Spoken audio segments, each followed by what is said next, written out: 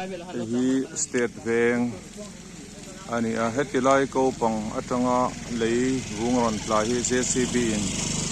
an thiana hei tichuan state veng a kan biakin balu rora le cement phur tu hei accident hlo maya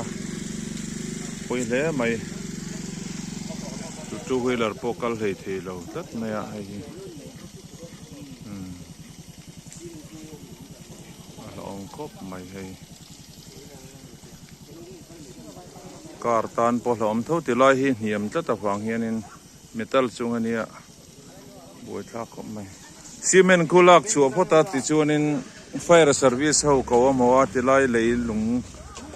na la hi pe phot chu tiang chu ngai mai the ni